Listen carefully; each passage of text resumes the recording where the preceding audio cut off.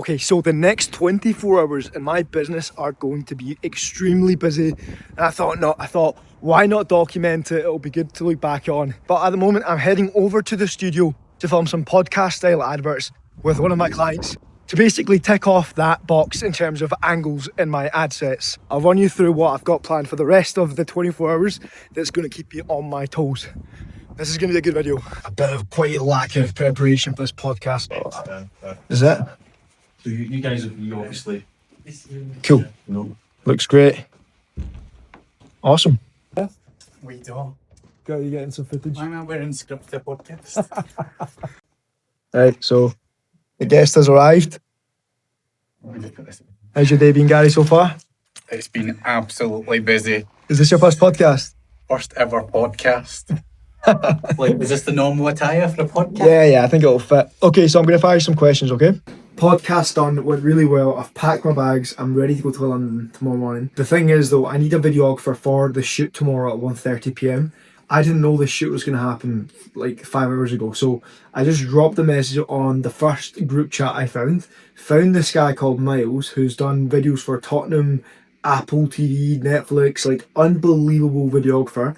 I phoned him, I told him straight what the project's about, very like just honest, and the guy's like, you know what, fuck it, I'll do it, even though I'm not paying him like the rate he wanted £1,500 per day. I managed to just get him a reasonable price. So that'll be so random meeting this guy who I've literally never met in my life. Spoke to him on the phone for 5 minutes. Who'll be helping me out on the shoot. But yeah, quick update. Next video will be on the train. Okay, so it's 5:30 in the morning and I'm now on my way to my train to London. I couldn't get the flight last night. Just wasn't logistically possible. But yeah, so train at 5:30. Bash a few scripts out, do some copywriting, and then I'm meeting the client I'm meeting the videographer at 1 p.m. and then meeting the client at 1:30. So yeah, loads of time to prep, good time to have a coffee and just bash some work out.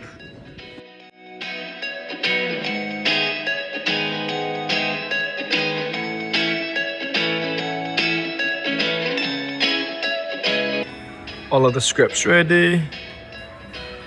Absolutely. Let's kill it. So this is Miles, the videographer for today. How's it going, boys?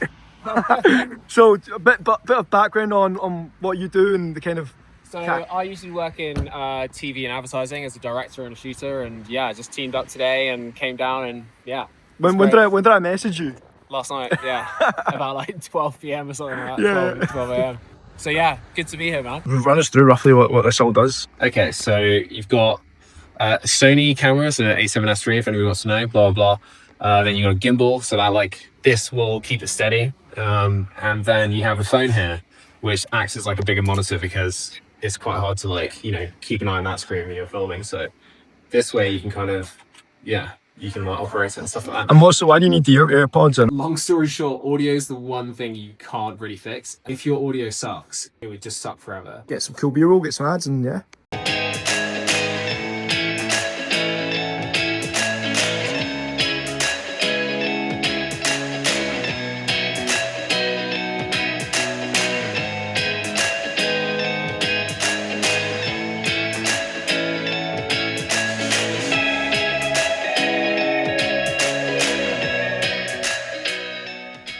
I'll be honest, treated myself to a Mackie D's. Been up since 4 in the morning. It's only like 6 p.m, but I still have so much work to do, so I'm having an hour break, then crack on before the big day tomorrow again. So I'm walking down London, and I'm actually by chance, no, it is by chance, I'm walking past one of my clients' practices, which had 4 patients walking through this morning. But yeah, it's kind of weird to like know that people walk through those doors thanks to ads and marketing and sales.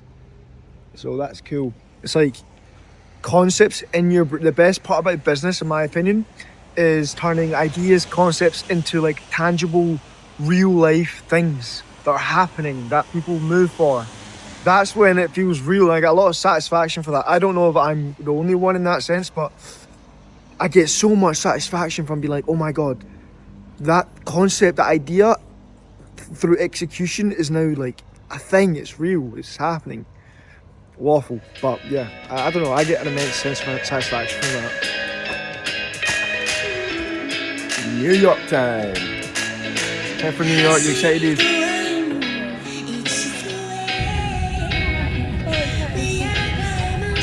Eve's first time in New York, what's the reaction? So, made it to New York. Already got my setup going. Can't complain. Got the Empire State Building right there to look at. Oh, we're grafting here. This is kind of the setup I wanted. I wanted to have a good city view while working. Get that blind up, that'll be cool. Is it King Kong that climbs up Empire State Building? Is it King Kong? Yes. Is that what you think? Yeah, obviously. Oh, sick, right? So I've been in New York for about 3 hours. Still not really slept. Feels like a crazy blur the last 48 hours now. But I love New York. I was here like 6 months ago and I'm back again because it is just such an amazing city.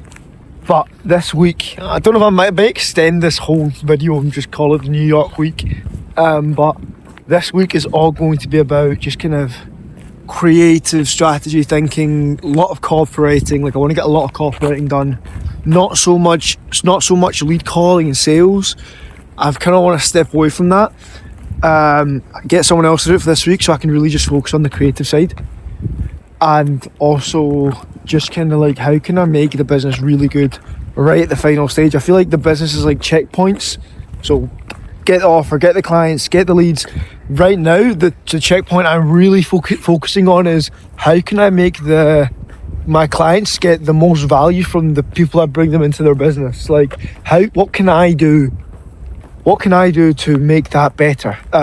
Like today, for example, the moment I got off the flight, I was riddled with anxiety because I knew 6 people had came into the practices, and 2 of them converted into dental patients. So that's like over £1,000 each in like sales, which is awesome. But like, why it feels like too much of a dice roll every time. I wish I could be a bit more confident with the people I bring into the business so that they can.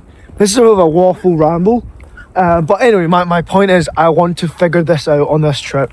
Really try and find how I can put a system in place that's super scalable that allows high quality clients into my client stores, because ultimately that's how this business will survive. It's very easy. Watch out that you're gonna put your hands cold. It's very easy for me to get quick money in, but it's the retainers that matter in this business model. But this is so cool. I'm so grateful that I can just do this. I'm so lucky. And use the camera rolling, little feature.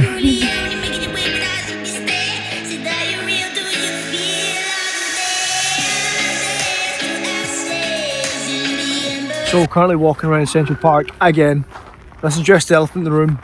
My awesome glasses, thank you Eve.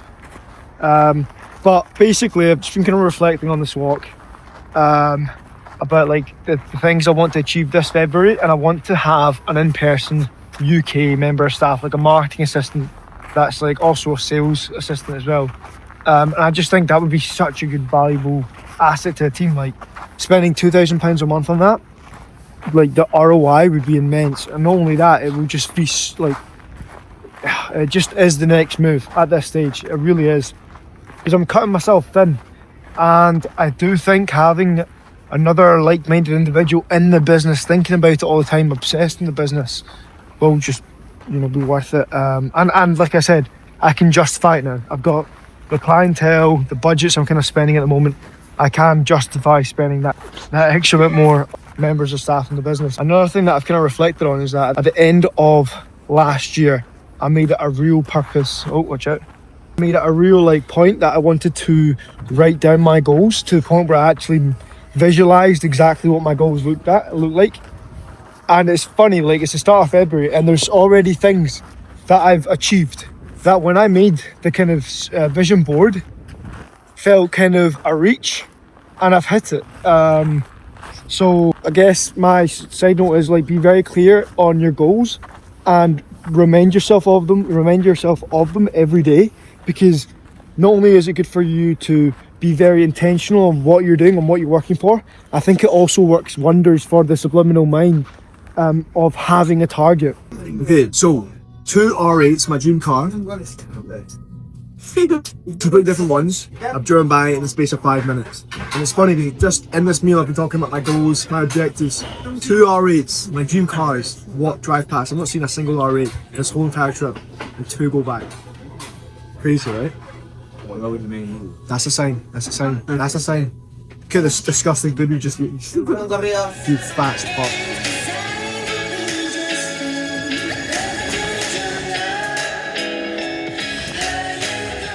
I'm in a really cool view, but I can't stop thinking about my ad account tanking and absolutely no leads coming in, and how I'm just spending money through the wall on Meta, getting nothing back for it. But cool view though. Wrapping up this video here. Checkout is like in 2 hours, so I'm just bashing out some work before the flight.